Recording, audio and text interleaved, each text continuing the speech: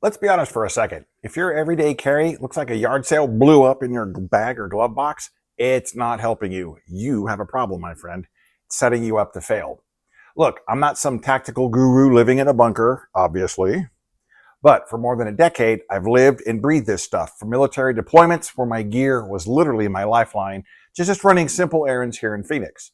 All that time, I've seen one mistake trip people up over and over again. They collect gear, but never build a system.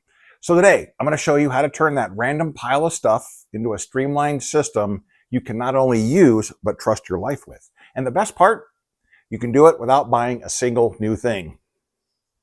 Stick with me, because at the end, I'm going to share the one thing that separates people who think they're ready from the ones who actually are ready. Now, you know the scene. It's your EDC, everyday carry junk drawer or bag. One flashlight with a dying battery that's in a work bag. Maybe the good one's in your car. Maybe. You've got 3 different knives, but the one you actually need is, of course, at home on your dresser. Trust me, this is a recipe for frustration because I've been there. Now let's paint a picture. It's 10 p.m. and you're in a dark parking lot. You drop your phone and it bounces under a car. You reach for your flashlight and get that horrible sinking feeling because it's dead. But you remember there's a spare in your glove box. But then you also remember the batteries are also very, very low and will die at any minute. On top of that, you're not sure if your phone works now because remember, it bounced under a car. Fantastic. Awesome job. Now you're just a person fumbling in the dark, wishing you had a plan and your act together. That is not readiness. That's just hoping for the best, not a plan. So, time for some tough love and good news. We are going to fix this with a simple 3-step method. First, I want you to perform a gear exorcism. Empty your pockets, dump out your backpack, go through your car, get every single piece of your EDC gear, put it all in one place.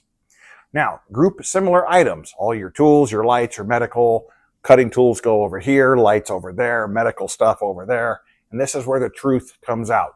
Suddenly, you're staring at 2 or 3 almost identical folding knives, and you have to admit, you forgot you bought the first 2, didn't you? It's okay.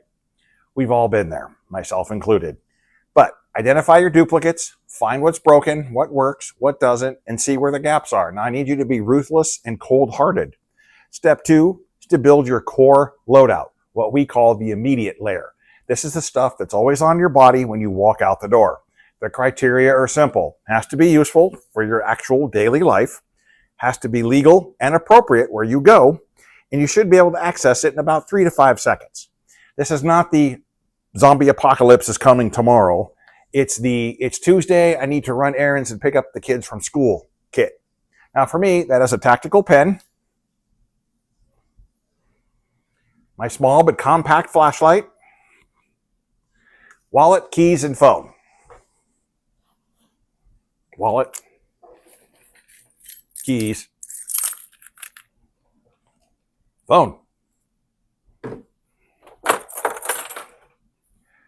That's it. Now, I don't carry a gun all the time, but when I do know it's part of the core loadout, the immediate layer, things that I can get to immediately. These are the tools I use every day. Everything else is secondary. And that's the great part about this system. You don't have to carry every tool every day, everywhere you go.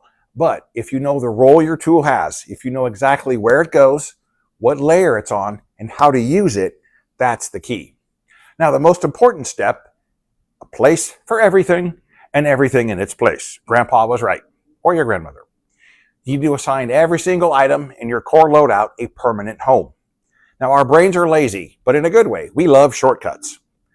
When your flashlight is always in that right front pocket, we don't have to think about where it is. We just know it's there, and we go to it automatically. That's muscle memory. And under stress, that's the one thing we can count on.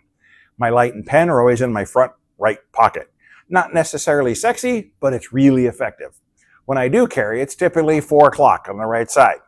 Now, what happens to the rest of my gear?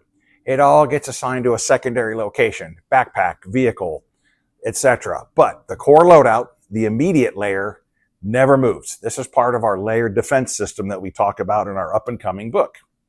Now, if you think you're done, wrong. Not even close. Now you have to try and break your new system. This is what separates the people who think they're ready from the ones who are. System on paper is just a fantasy. System that works even under a tiny bit of stress is a tool you can count on. Now here's your homework. Tonight, before you go to bed, turn off all the lights in a room. Can you find your flashlight? Can you get it in your hand and turned on in about 5 seconds without fumbling or dropping it? It may take practice. Try accessing your multi-tool while sitting in your car without looking down. The goal isn't to be a super spy or James Bond. It's to build confidence that your gear is where you think it is every single time. So now we're going to bring it all home. Your everyday carry system should be just that, a system, not a junk drawer. When every tool has a purpose and a place, you'll be faster, calmer, and genuinely prepared for the unexpected.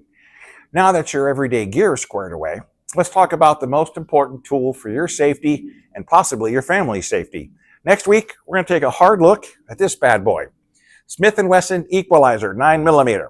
I'll explain why my 80-year-old dad, a retired firefighter, trusts his life to it. Now, if this video helped you clean up your own gear pile, do me a solid favor, hit that like and subscribe button. To make it even easier, I put together a free everyday carry EDC checklist at my website at everydaygunowner.com. The link is in the description. Finally, please drop a comment. What is the weirdest, most random thing you found in your EDC junk drawer or bag? I would like to hear it. No judgment, I promise. Stay smart, stay ready, and I'll see you next week.